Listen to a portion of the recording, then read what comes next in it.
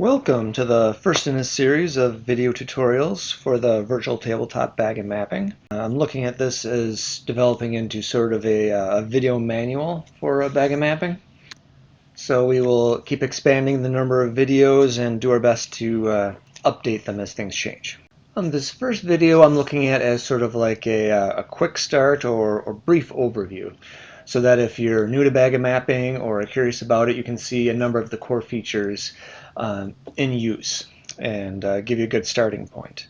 I'll be making just a brief encounter so you can see how to make the map and use the tokens, things like that. So that being said, like I said, this is a quick start, so don't expect to see all the features that bag and mapping has. Don't expect me to go very in-depth into any particular feature. That'll be for future tutorials where I grab one or two features and then spend 5 or 10 minutes going in depth into those features. Alright, so let's get started. Here is the home page. You'll click on the bag of maps, and that takes you to what I guess you'd call like the map management page. So you have a couple options here. You can make folders to organize your maps, which I'm doing right now for a campaign. For different regions, I put the maps appropriate in those folders. Or you have the sort of wavy rectangle, and that's the icon for making a new map. Now the beginning of making a new map, you name it. I'll call this Ambush. And you have to pick what system you're using. For these tutorials, I'm just going to use Dungeons & Dragons because most people are at least a little bit familiar with Dungeons & Dragons. But you can see there's a couple other systems that are baked into bag and mapping that have all the rules and everything in there already. And at the bottom here you can also see there's the unlisted system where you can build whatever rule system you need for whatever system. I'm currently using a homebrew with the unlisted system, and it works well. So I'm going to click Dungeons & Dragons, and now you see you have a black void because you need an image to put down as your base map. And you see on the left here you have a bunch of different options that are just here for you to use. Plains, or forest, or villages, towns, it keeps going. And so when you look at these, you have the maps that are here that you can use, and then you have these little links, right?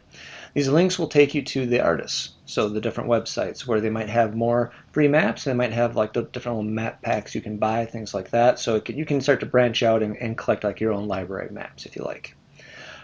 So like say here would be a forest, but let's say you want to use one of your own maps you have in your library already. I'm going to go to my gaming images library, just do a quick search for maps. And I'm going to choose this one here. This is just my, from 20 years ago, dipping my toe into world building. So you can see you just take the image, just hold it right over the screen itself. It highlights when it's ready. You just release, it automatically uploads and asks you, what do you want to use it for? So we want to use it for a map.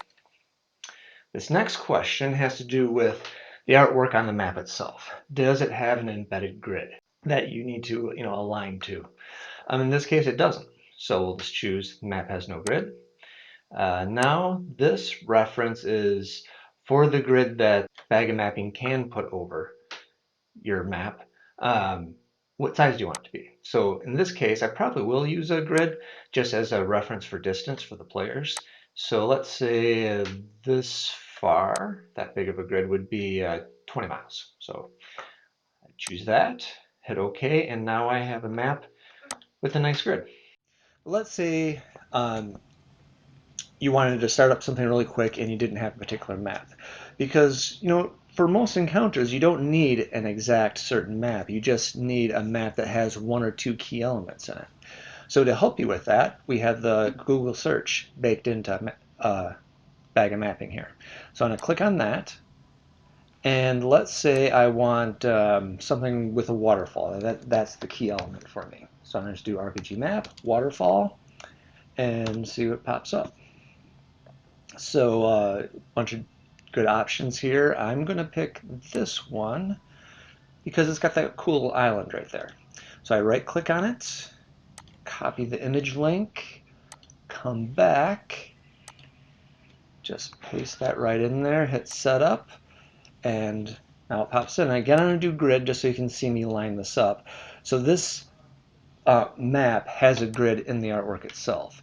So I'm going to do my best. You can resize a little bit if you need to. Might not have. Then I hit next. Now for this one, the second token, again, you make sure it's as lined up as you can. Hit next, and now it gives you 3 examples. You click which token you think is the most lined up. I'm going to say that one. And then their system works well. The overlay lined up right with the artwork, no problem.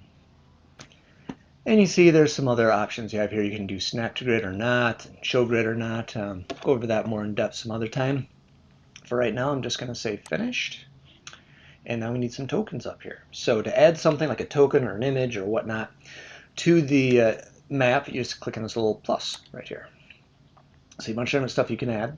I'm going to say let's add from the monster library. So especially for something like Dungeons and Dragons, you have a big community that's using it, right? So they will have uploaded some different, especially the common monsters. Let's say we're doing like a goblin ambush. So I'm going to hit monster library. This is just a quick way to get going here. I'm going to do a search for goblin.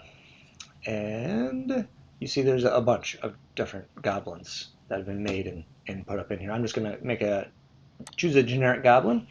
And you see it's attached to your cursor here. And you can just click and put out, say, 3 of them here. Hit done. And you've got 3 goblins out there. I'll close this up. So you click on the goblin token, and you see you get this little drop down that happens. It has all these shortcuts.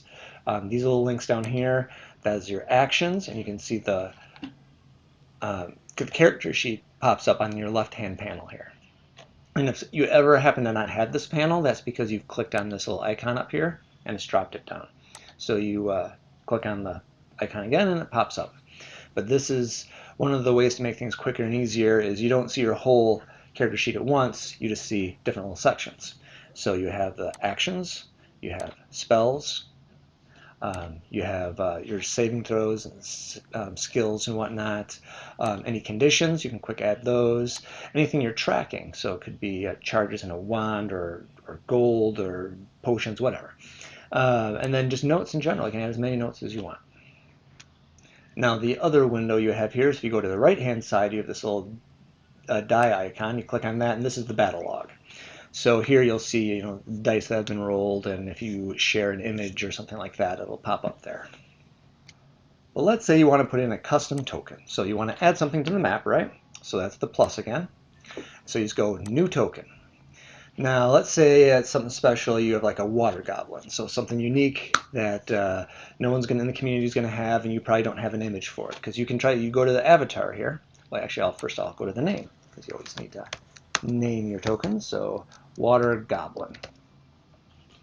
So you could do that, pop this in here, and then you could go again to your own personal library, which right now I'm in the maps, but if I go back one, that's my just general stuff. For gaming images, I could put goblin, but while I have a bunch of goblins, you can see I don't have any like good water goblins. So for unique stuff like that, while you could drag something over there, really Google is going to be your friend for this. So I'm going to say D&D Water Goblin. It took it right from the name. And it just shows you what's up here. I'm going to choose this one here. So again, you can right-click on that image, copy the link, jump down in here, paste it, and we have ourselves a nice little water goblin. I'll make that a little bigger. There we go. Save. And now we have a water goblin. Now, when you do it this way, you'll have to put in all the stats. Well, if you want to, because you could just put in the name, put the token out there, and track everything yourself, obviously. But if you wanted to automate things, you'd have to go to stats, type in, just quickly across there, just tab, type in the next number. So you do like 4, tab, 8, and so forth. Now that being said, your stat rolls and skills and stuff like that, that page won't populate until you've filled in all your different stats. Because obviously they reference back to these things. So you have to fill out these before your skills will pop up. So I'm just going to hit add token and pop it down there. Now there's obviously a pretty good shortcut again for something like this, because your water goblin probably has a lot in common with a normal goblin. So you could just choose this normal goblin, Control C to copy, Control V to paste, and it pops up in your little token bin, which means it's there to be put out, but it hasn't, popped onto the screen yet. So you drag that down, and then all you have to do is change its avatar. So you select it, you go up here to your edits, and you can just add another avatar to it. So you could add that same one we did before, goblin. I'm going to say, let's search again for water goblin, and I'll just choose the same one. Get that same link. Come on back and paste. There. And now you see you can have multiple avatars, which it can actually be kind of neat. I'll show you some stuff you can do with that in a little bit. But then your character stats, you can just go into there and say, well, a water goblin is much stronger than a normal goblin, but they're kind of clumsy. So you just, you can just modify the stats to what you want. Maybe go down to actions, and in your actions, instead of a scimitar, they have claws. So you just edit and change that. So you can just very quickly make a nice water goblin. Now you're going to have players coming, of course, and while bagging mapping does have fog of war and sight and all that sort of stuff, that's for a different tutorial. So a quick and easy way would be just to hit Shift, drag around these two tokens. So now they're selected, and you hit the eyeball, and now you see they're grayed out, or transparent, I should say, so they won't be seen by the players. So speaking of players, you need to get some player tokens out here, obviously. Now again, you could just hit the plus and do a new token, and you could type everything in manually, which for players isn't a big deal because you do it once and then you just have that token and keep using it. However, a nice shortcut is using, for Dungeons & Dragons anyway, a nice shortcut is using D&D Beyond. There is another video that the developers have made that you can just search for, bagging mapping and D&D Beyond, and that shows you how to use the extension for D&D Beyond.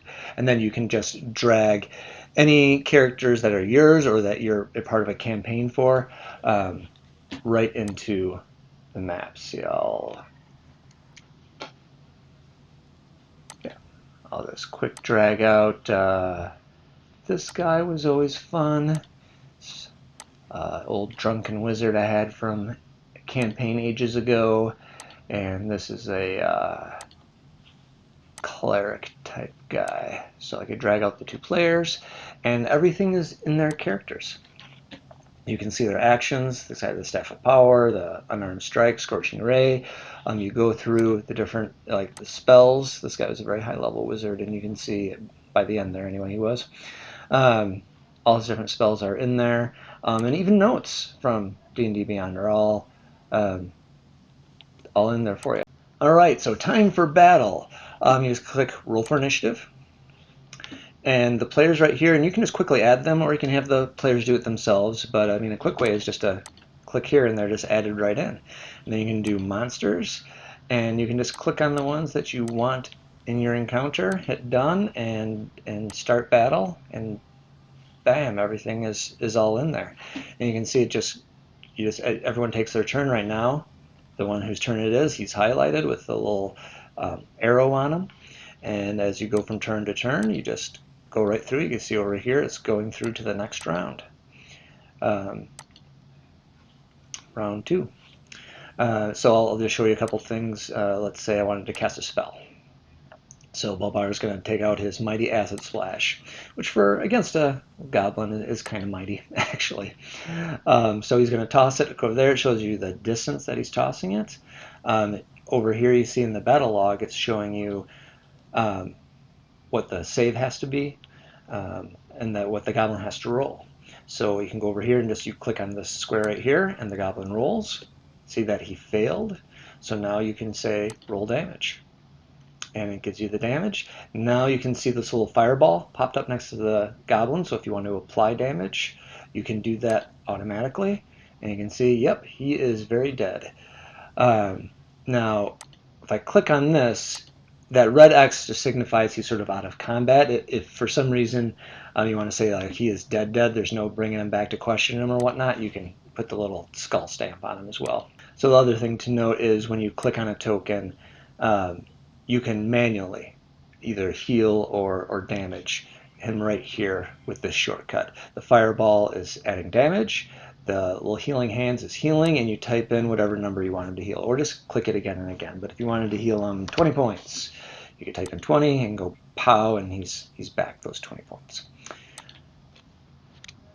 And similar things for attacking each other. Let's say this goblin right here, for whatever reason, was going to attack his friend, hit scimitar, hit what target he's attacking, that guy, and rolls. It shows that he missed, and but you can still roll damage if you want to roll anyway. Also, keep in mind, you see this little plus over here, that if there's something, oh yeah, I forgot about this bonus, you can click on that and say he actually had a +3 for whatever reason. You can add that in there. So that's nice. Another option is, let's say you're over here somewhere, and you're like, where's battle happening? Where's the target that he was going after? You just click on the token in the battle log here, and it centers you right on what the guy you're talking about. So that's also convenient, so you don't get lost in the map. Now let's say you want to add a little extra something to your map. Let's say a rowboat, because look at this. The goblins need some way of getting across to the heroes, right? So what we're going to do is just go into our gaming images again. I'll type in rowboat, and here we go. And it's as easy as just drag and drop. So you grab the image you want. You can see how it's highlighted now that I've dragged it out here. They got the yellow around the screen. Release it. It automatically uploads. Asks you what type of object you want to have. In this case, you want to go to the bottom and do map shape. So you click on that, and it comes out. You can see it starts out as transparent. You're going to adjust the transparency with the opacity slider here. So we want it fully solid. You have some other options here like shape, if you want to do that for like a spell template or something like that. But we want just an image. I'm going to name it boat and hit save. And it goes up into our little token bin, which drags out, and you can adjust it any way you like. You could also, if you wanted to, where is it here, the edit button, if you wanted to change the size. Let's say you want it a little different size. But then you just hit save again. You can always rotate it and move it around a bit pretty easily. So let's say we just want it right here. And now you have a rowboat. So you could easily just, say, oh, they climbed in and now they're trying to row across to you. I'm going to show you another neat little option, and that is you can put it in as a token and then use another neat little option that's here. So I'm going to say for the avatar, I'm going to put in my rowboat again. And then, okay, just say, why would I possibly put it in as a token? Well, you'll see here in a sec. Save that. I'll make it large. And got to name it. Always got to name your tokens. Name it boat. So add token. I'm going to add it there. Now, if you want your goblins to jump into it, you can just drag them over the top, and then they just get sucked in. So now they are mounted into the boat, and they can move around while in the boat. And then if you want them to use their character sheet while they're in the boat, you see at the drop down here, you can actually click on one of them, and now their character sheet is right here. So you can actually use the character sheet while they're within the boat, which is kind of cool. Also notice as I'm moving around the boat here, it's tracking where I've gone and the distance and everything, and you can do that. You can also, at the very beginning, you have this little curly arrow here, so you can walk it backwards. And it'll keep doing that until you end the battle. So if you end the battle, then it no longer tracks where you're going. One last thing I want to show you with this is you can add extra avatars for stuff, and especially with AI being able to generate different images nowadays, this works out really neat. So for this particular thing, it took me all of a minute or something like that to make an image of some goblins in a boat. So, yar, they're coming across. So now I can just switch the image to this, and now you can see they jumped in, and you can just, from the edit here, so it was a empty boat, and you can say, oh, the goblins jumped in, so then just go over to edit, pow, and yar, they're coming across, they're coming for you. Then you can obviously expand this to a bunch of other things. You have characters that have a mount, you can literally mount them on their horse or their elk or whatever else. If a character has a familiar, that familiar can be mounted on them and you can access that familiar's powers. So this has a bunch of different utility throughout the game itself. Alright, so that's it for this this video. The last two things, super fast. How do you invite players to your map? You literally just go over here where it says invite players, click on that. Now you can, that is copied to your clipboard, and you can email or text that to whoever you like. And I say text because bag of mapping is very lightweight. You can very easily run it on a tablet or a phone, anything like that. It's very nice that way. The last thing is how do you switch a map? If you want to switch to a different map, just go to selected maps up top here. Look at your list. If you want to say use this one here, now you have the option to go to that map, or you can also drag some of the players with you. You just would click on that and it would drag you to that one. Yes, that is it. So have fun with Bag of Mapping, and there will be more videos coming soon.